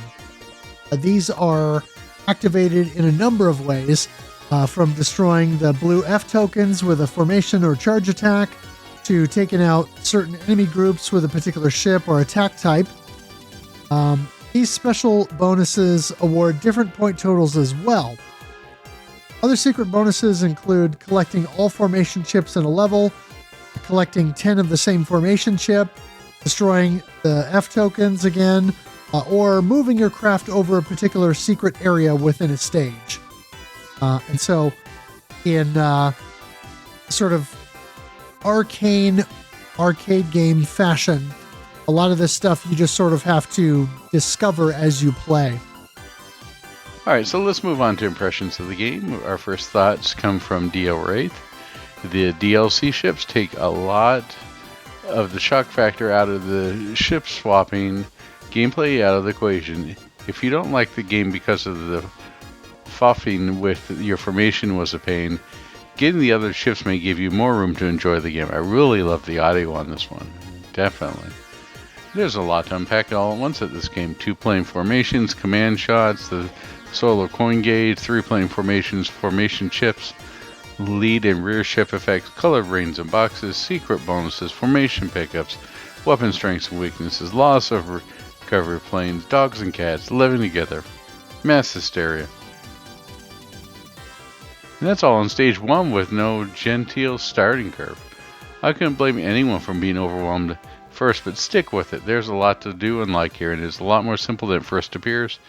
And if you hate the formation swapping stuff, all the other ships remove that aspect to simplify your gameplay somewhat without sacrificing your chosen difficulty. Well, I found some time to play solo Cresta today, and I have to say this puppy doesn't mess around late game. Stage 2 can F-power itself right off for starters. Got an arcade normal 2,759,850 using Wing Gallivre 2. And I got full dramatic mode easy clear on of 6,161,190. You can only have the Yamato for that mode. Also got 9th in the online score attack rankings for stage 1 with 783,620. The top player had over double this. There's clearly a lot of headroom for improvements. I don't know why I haven't played more of this. With the exception of stages 5 and 7, and this game plays to my strengths. I love the audio design so much. Even the Diddy changes for the different ships and subtle changes for some sound effects makes me happy. The game is not an easy pick-up and play experience. To get the most out of it, you gotta learn a lot up front. Chain deaths and levels and crash hazards are too darn easy to get caught up by. Dramatic mode made me want coffee. I wonder why. I also put some context between the appearance of the CR-47 clones, Darkwing Gallivre ships, and the enemy Yamato alike. You encounter, as well as adding some extra between zone sections to allow for ship swapping and extra score, as well as story beats play out. Cool. And playing through the end credits is really fun. It reminds me of Fantavision. You get more F than in other games of the series, so you get to go use your cool attacks more often. Phoenix formation go screech. Game makes Grow go oops, dang it on stream. The audio track for Terra level is so well presented. A morose, downbeat remix of Stage 1 Terra Cresta theme here that really sells the scene of a conquered Earth. After cooking the evening meal, I decided to entertain my wife with some hazelnut Hex. No, she said, I want to play the Shmup Club game of the month. So I showed her the basics on Soul Cresta, using the score attack mode, setting her to super easy, coached her through the first 2 levels of arcade run, and watched as she obliterated the game on her first try with a migraine and vertical. The power of boredom of an engaging game, huh? She posted 1,720,100 and ended the game having only lost 3 lives, 2 of Mercury, and 1 soul. What a tenacious one. I couldn't leave it there. Inspired, I took a run at normal arcade mode and got a new personal best, a couple hundred shy of 3 mil, and died to the final phase of the end boss. Normal clear is very much on. Charge shot on the CR47 devastates. If you can hold your nerve, the CR47 shreds. Pro tip, you must dock from the top when using CR47 Simple. Collecting the ship destroys it. You need to treat it like a bit like Moon Cresta's bonus round. Irritating, but thematic. Whoop whoop! Got the CR47 Easy 1 credit clear. 2,186,164. Low scoring, but I forgot you had to do a dodge maneuver. There's that crypto barrel roll again. Stage 6 can still get lost. Chain deaths on that boss are a real threat. Lost 4 lives in very quick succession here. Mandler's final forms are melted by the CR47's charge shot though. Makes the final boss trivial. You get a lovely pick of the CR47 at the end though. I don't relish a normal clear with the CR47 though. Here's some hints for better players who I fancy to go. With the CR47 you can hold auto fire and charge beam at the same time. Charge beam often. If you are hitting, you recharge quickly and can do it again and again. If you aren't charge beaming bosses, you will be there for ages dodging with the level 3 ship, and you can hold the dock button to charge dodge to get temp invincibility as a phoenix. This is for aggression and you will shoot forward destroying everything. You only get one shot of each ship on screen at once, just like Moon Cresta. To shoot fast, get close. Point blanking will see you through. Tonight's 1cc took me 3 attempts. First attempt, I didn't make it out of stage 2. Second, I got chain deaths in stage 5's bosses, but discovered I could dodge. Then it was on like Donkey Kong. In case this helps anyone at all, from my experimenting through my runs, the secret bonuses are mainly passing through certain dangerous or dead end areas in the level by destroying the F tokens using a formation attack. I think there's one on level 5 that's obtained by clearing a wave. Rocks are weak to the drill. I suspect certain armored enemies are there too, such as the flying fortress turrets. Some enemies can only be killed by certain weapons. These are denoted by colored shielding. Similarly, the colored blocks are only destroyed by collecting by the correct colored weapons. Colored boxes, shields, and rings are destroyed triggered by any weapon on the CR47 Wing Galloper or Wing Galloper 2 DLC ships. Makes the puzzle play much easier. You still need a formation attack to get those F token bonuses though. On Solar Cresta as a whole, I think it was a very good game, very overlooked by the shmup community at large. But it definitely doesn't explain itself well. It should have given the original price and technical issues at launch. I can see why it was dismissed at first. The graphics are a mixed bag for sure. There you go on you, but I wouldn't call this game a looker by any means. It's worth mentioning the podcast game has received multiple updates to iron out its issues, so the current 2.0 is quite different from the original launch 1.0. Aside from the technical issues, they've added content and done changes to rebalancing and gameplay. Overall, you could game over in the originally you could game over in the post-Soul bonus stage. Soul Cresta was a blast and I thoroughly enjoyed this month. The game was unfairly passed over by a lot of players at release. I'm glad I had an excuse to play more of it.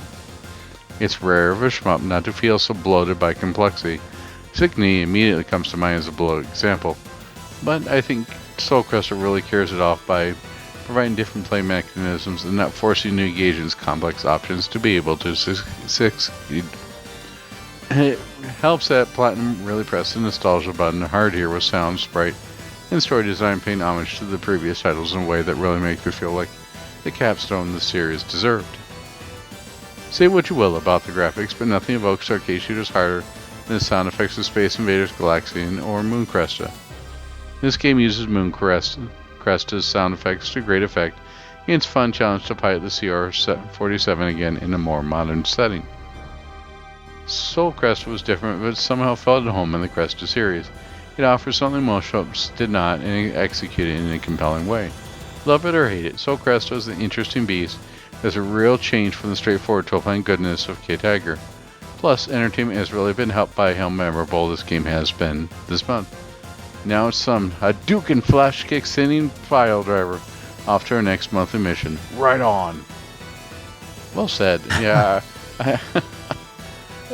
This is one of those games that I can see why someone could just really dive in. And I think, Platinum's credit, that was sort of the thing too, is you could play it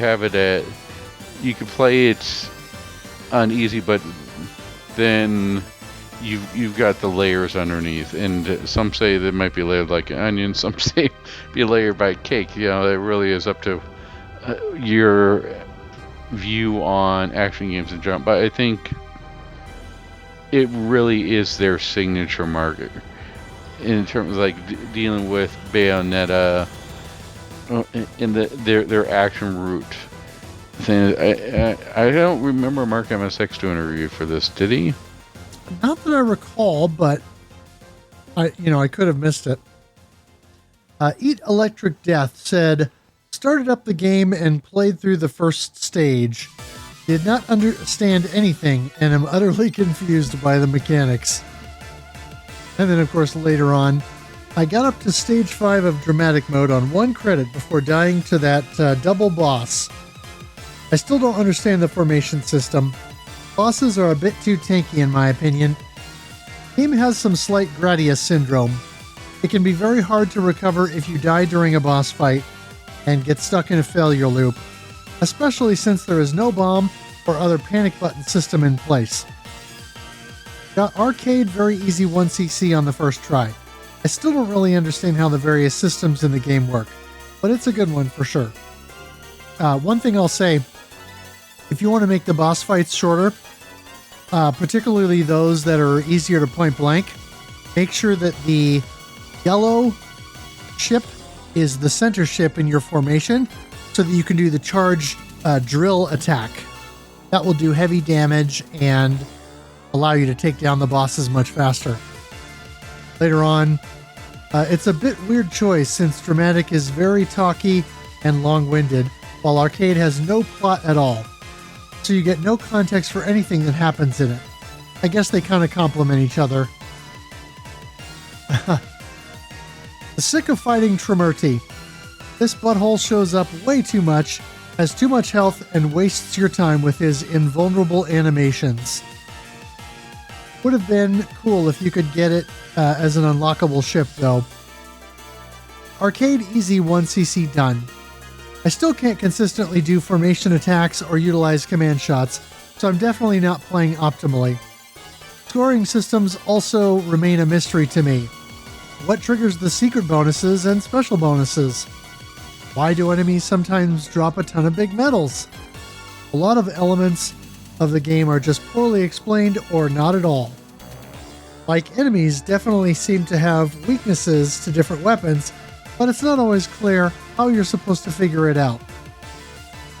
Background elements can often be confusing if they're obstructions or not, especially when getting crushed is an insta-kill. Post-soul speed kill bonus stage is just rude, though thankfully you get infinite lives for it.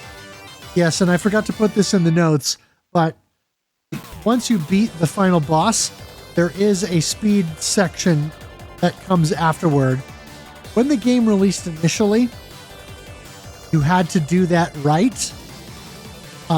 Thankfully, I think enough players died repeatedly in that section and complained that they basically just made it a bonus area, and they kind of give you infinite lives for that that section in the newer revision of the game. Later on, Eat Electric Death says, arcade normal 1cc beaten. Made it to stage 5 on second loop. Most hated boss, classic Mandler. I think I figured the continues out. You get 1 continue for every stage beaten, plus 1 additional for, quote, feeding 99 credits if you want. So even if you credit feed, you're best off starting from the first stage. Dramatic mode beaten on normal. Not quite a 1cc though. I had to use 1 continue at the very end. I'm satisfied with that though. Dramatic mode is way too long for another attempt to be fun. Sol Cresta isn't one of those games that resets your score upon continuing, apparently. Instead, you get a single shame point. I still think dramatic mode is worth playing. It's got some unique bits and sequences, and the story is fun if you appreciate old-school mecha anime shenanigans. And it unlocks a database for bits of background story. The game doesn't have unlimited continues, though. You earn them through playing.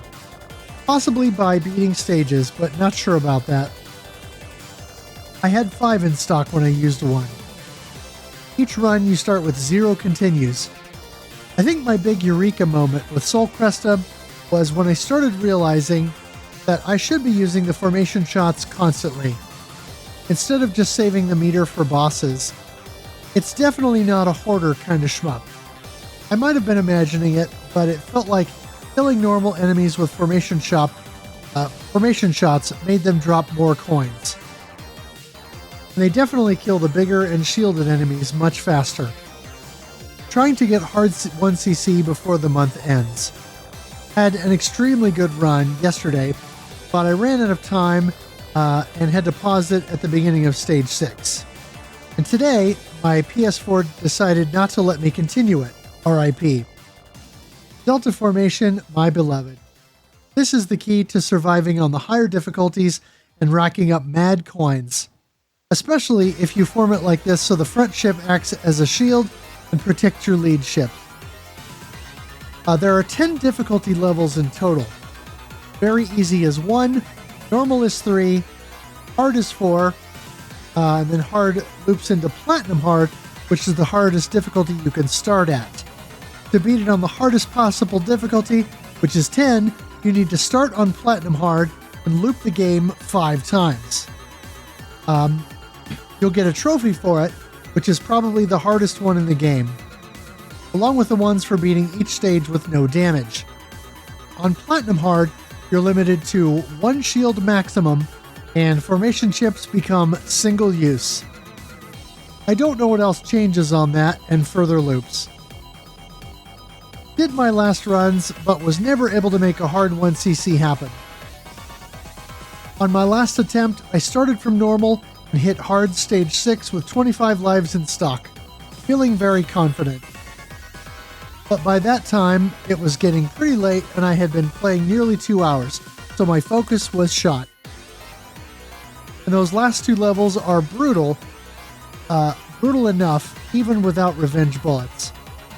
Got caught in failure spirals multiple times and reached Soul Mandler with 0 lives. I put up a good fight, but my luck ran out during the second phase. That's pretty good. I mean, Soul Mandler is not a super hard fight, but it's also not a cakewalk. And then for final thoughts, on the pluses side, Heat Electric Death said, great unique gimmick with the combining and formation shot mechanics. Great OST by Yuzo Koshiro. Good level design. Good scoring mechanics. And lots of modes to unlock. In the plus or minus column, dramatic mode has a fun story and some unique boss encounters, but it also is extremely talky and adds a lot of padding to an already long game. Arcade mode could have used some story at least to add context. Also a plus minus, the graphics grow on you, but I wouldn't call them good. I wish there was an option to disable the pixel art filter. Has a nice difficulty curve, but in my opinion is missing a sweet spot difficulty between normal and hard. Command shots are nice, but I rarely use them. Could have been cut completely without really losing anything. And then for the minuses, game was definitely overpriced originally, especially with the technical and balance issues at launch. The speed kill bonus stage sucks and should have been cut from arcade mode, but it's fine in dramatic. Apparently, it was even worse originally as you could run out of lives. Most of the bosses are not great, and they get recycled way too much. Classic Mandler is awful unless you manage to quickly blast it with formation shots. Revenge bullets are always a mixed bag in shmups. but I don't think they work here when you're already having to deal with the level geometry and obstacles on top of that. Dying in later levels can easily lead to failure spirals where recovery is very hard amid the constant onslaught. Conversely, if you're fully powered up and spamming formation shots, especially Delta, you're almost invincible. Final score, 4 out of 5. Nice. And I know that Eat Electric Death said after the fact that he had cooled on the game somewhat since the month was over. But I still feel like he engaged with the game quite a bit and had an overall good time with it. Nice.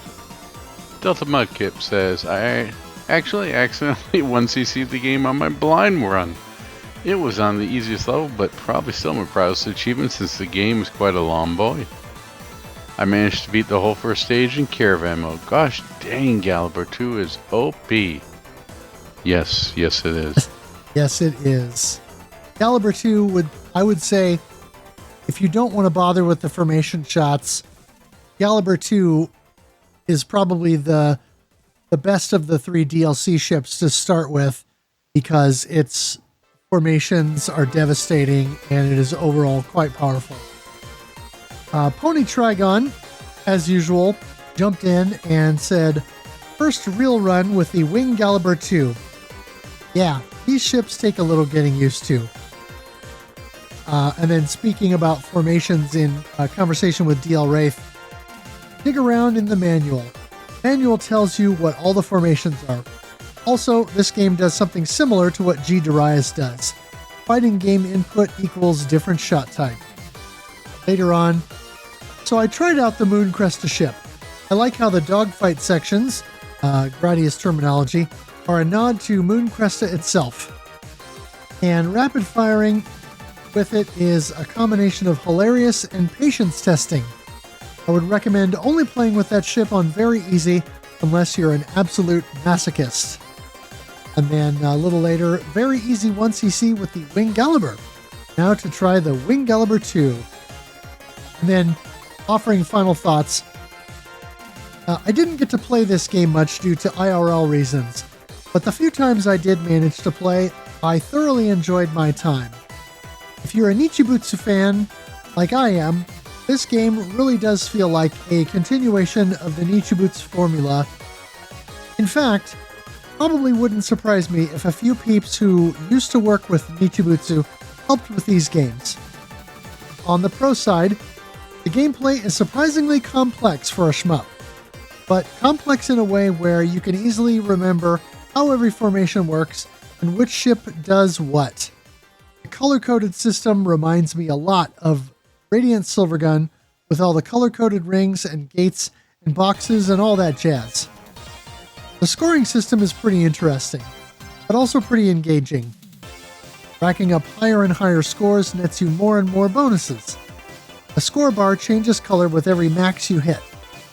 It's also one of the easiest ways to get a ton of lives if you know how to manipulate everything in such a way that you're essentially showered with coins. The music? I was astonished when I heard a remix of Terra Cresta's theme. No notes, just very bouncy and catchy, and really feels like a continuation of the Cresta series. The ships? All of them are great. Yes, even the CR-47, which I consider to be the best joke ship ever made. It's one of the harder ships to use, but the joy is in the challenge and learning how to make it work. Even though this is a ship from a much older era, it still somehow works really, really well in a vertical shmup. As for the others, the Yamato is the most unique out of all of them, having the most amount of formations and the most complexity, but the complexity is what really sets it apart from many other ships. The Wing Gallibor and the Wing Gallibor 2, both absolutely solid ships, but I leaned harder toward the Gallibor 2. The weaponry was a lot more forgiving. Another note about the ships. I love how the game's hit sounds reflect the current ship you're using. The CR-47 gets the wee-oo from Moon Cresta, and Wing Gulliver 2 gets the classic PC Engine explosion noise. Level design? If you've played a Nichibutsu shmup, you know what to expect. Lots of stuff that blocks shots, lots of barriers, nooks and crannies, possibly a nod to Arm Def. Lots of stuff to really keep you on your toes. As for the cons, speaking of the level design, not a huge fan of the barriers. A lot of my deaths were from me apparently not shooting the barriers enough, so I ended up wasting a life just to get past. Didn't like them in Viewpoint or other shmups, don't like them here either. The boss variety is rather weak in my opinion. It's the same 4 bosses over and over again, only this time the boss is blue, or the boss is red, or some crap like that. At least the Mandler fight at the end was a real treat though, so that was definitely worth it. Speaking of Mandler, the game ending with a Salamander-style trench run, with graphics a bit too dark to see where the walls are. Yeah, I crashed into walls quite a bit in those sections. Honestly, not much to complain about with this one. This is the best joke I've ever played. I'll give this game a Moon Cresta out of 10. I'll be honest, I do wish I sunk more time into this game, but that's for another time. Maybe when I just want to turn my brain off and tear us some Crestas. Yeah, I would tend to agree that I was not a fan of the barriers. Definitely a few times where I did not open the barriers quickly enough and took a death. And yeah, that can set you back. Skosh says, quite a long one. Some stage collision, tricky bits laid on, stuck with one shot information made through very easy mode. Not sure I'll revisit the more challenging difficulties after this. I didn't find it super compelling. I can only imagine the difficulty of those later stages. I understand, and I thank you for giving it a shot. This is why we switch things up every month, because not everything is going to be appealing to everybody, but it's definitely worth giving it a shot. Yeah. And iHaz asked, anyone play this on Switch, by the way? I heard the performance wasn't good. Any anecdotal evidence? I definitely didn't click with this game. I disliked it. But I'm happy to see so many people in here seem to have responded well to it and have a lot to say. As always, thank you to everyone who participated and put some time into the game with us. Moving quickly into the high scores. On very easy difficulty, Pony Trigon came out on top with a 3,475,940 point score with the Wing Gulliver. And I managed 3,308,110 point score with the CR47. I submitted the only easy score with the Yamato, 3,165,340. On normal difficulty, I had a quite good score with the Wing Gulliver 2. I started on Neptune, normal difficulty, and not only did I beat the game, but I got through most of the second loop and ended my run on 2-6. That was 9,088,680 points. And then Eat Electric Death beat the game and looped and had 5,983,480 points with the Wing Gulliver. I put up the only score in hard mode. I didn't find one from Eat Electric Death. That was 2,819,410 with the Yamato. And then on dramatic mode, for easy, we had Pony Trigon with 3,455,770, and myself on normal with 5,363,360. Somehow I forgot to get DL Wraith's scores in there, but we read them off earlier. And so, anyway, thank you for submitting your scores and spending time with the game. Thank you for playing. So, tell me about your final thoughts here. I really enjoyed this game. It definitely has a few frustrating bits. The barriers that we mentioned before. Some of the formation shot things were a little difficult to pull off in a timely fashion. but they were definitely useful. One of the things in the game that was mentioned in the Discord during the discussions is apparently there's a secret trick where if you shoot a formation chip long enough and hit it with enough firepower, you can actually destroy it. But that will reveal a special item that will give you 10 extra lives. I was never able to pull that off. You're supposed to try to do that with the first formation chip that comes down during stage 1, but I could never juggle it long enough to destroy it. So I don't know what I was missing, but that was a little frustrating. And I kind of agree with Eat Electric Death in that it feels like maybe there should be something between normal and hard, because hard introduces the revenge bullets, and that makes the screen very busy very quickly. And so it feels like some difficulty level in between those would have been appreciated. But other than a few minor gripes, I really enjoyed this game.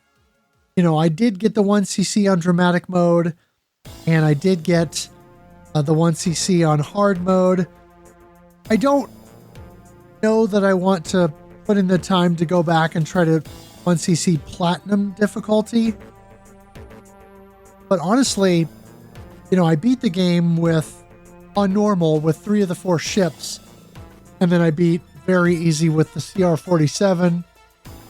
I got a lot out of this game, and I feel like there's enough meat on the bone that if you're a shmup fan looking for something with a decent amount of content and you like older style shooting games, this is definitely one to keep in mind, particularly when it goes on sale, because you get a lot of content for not a ton of money, and it's just a good time, I think. I know you had different thoughts on the game. Yeah, for me, this game, it wasn't a terrible game, but it wasn't a game that I was like, oh man, I got to play more and more of this. So for me, I think it's definitely a decent shmup, but it's rough around the edges. I think that for me, at least, some of the graphics, it could be used a better way to discern what can hurt you and what can't, especially in some of the later stages when you had those spikes that were popping up from the ground. Those became a little bit hard to navigate there, or ramming the walls at the end. The speed trap stage at the end, or the escape stage, that was annoying. The mechanics themselves, although they are very deep, they might be a little too deep in the fact that they sometimes overshadow and intimidate new players, people trying to figure out what to do. So either that, or they need to be explained better. I feel like with a shmup, you want that pickup and playness, right? You should be able to, within a couple plays, understand what the heck you're doing. And for something like this, it almost buckles a little bit under its weight. What's doing, it should be self-evident, and with this game, it just isn't. I love the soundtrack. Soundtrack is great. Graphics could use a little bit of polishing, but they're not too bad. There is a ton of stuff to do here. I think that you and I both probably got on sale for at least the digital Steam version for like $12, which is a heck of a lot of content. I think that at least the dramatic mode is pretty accessible, but when you're trying to play on the arcade or get a feel that you're not going to probably understand half of what these things do, right? All this F on here is like, do I need to press F to pay respects? Do I press it for a power up? What the heck is going on? Huh. So I think the meter and all that stuff needs to be changed. It's not that it's a bad system, and knowing from playing other Platinum games, I get it, because I have played. I played their Teenage Mutant Ninja Turtle game. I played their Bayonetta. Like most people, I played Bayonetta. It's just not the same that I would expect from the norms. It varies a little bit too much from it, but at the same time, because it varies from the norms, you're going to get a lot of people who normally wouldn't, like, okay, this is just another schmutz, this same thing. Yeah, I find it hard to criticize it for not staying with the norms when I'm saying shmups need to deviate. You know what I mean? Right? If Danmaku's the end, then this is another variant or fork. And I find it hard to criticize itself for trying something new. And that's the one thing that Platinum Games always do, is they always take the formula and then put their own spin on it, where it's something completely different each time. It may not be the most polished, but you know you're not in for a boring ride. And I think that's what you've got here. Something that it may not be the most realized, it's certainly something that is going to evoke a response from someone. And that it is a little bit of a rarity in what we're doing. Is we run into some of the sameness. Like, okay, this is the same, but this time you're doing this. Or this, but this time you're doing this. It's got to have its own identity, flawed or not. And so would I recommend this to someone? Yeah. But probably on sale. So that way, if you don't like it, you really haven't lost much except maybe a coffee from Starbucks. Yeah, I would agree with that. Okay. Well, what have we got coming up next? Another recording shortly after this, right? Yeah. We are very delayed in recording this thanks to IRL, adulting 1 out of 10 stars will not recommend issues. So, yeah, what we've got coming up next is 50 years from... actually, this is your spot, so I'll let you take it away. Go ahead, sir. Yeah. Well, we're just finishing up Star Hunter DX for the month of May. And so June kicks off our summer event, Pacific Theater Summer. And we're going to... we're doing this because it is effectively the 80th anniversary of the end of World War II. We're starting in June with 1943, the arcade and NES version. Not 1943 Kai, because that's kind of its own thing. So we'll cover that probably at a different time. Then in July, we'll be looking at 1941. And then in August, we'll be doing 1944 The Loop Master. Sounds good to me. I better fire up that mister. I'd like to thank eTrem for the logo. I'd like to thank everybody who bought a shirt or at least enjoyed the designs. There's always new and interesting ideas that come out of these podcasts. I'm sure there'll be a Terra Cresto's shirt forthcoming. Kogosu for the intro and outro music, and I'd like to thank MetalFRO and Peaches for streaming the Shmup Game of the Month. Yes. I would like to give a shout out to the Shmup Slam 7 crew. Again, shout outs to the devs who were there, Eden Cruz, Angel, and then also Dr. Bosky, the dev behind Interstellar Sentinel, who also was the one who paid for everyone's IHOP breakfast after the end of Slam Day 2. So, huge shout out to Dr. Bosky for that. And then also to the rest of the crew from the Airbnb, Morris, Dr. Tan, and Colonel Fatso.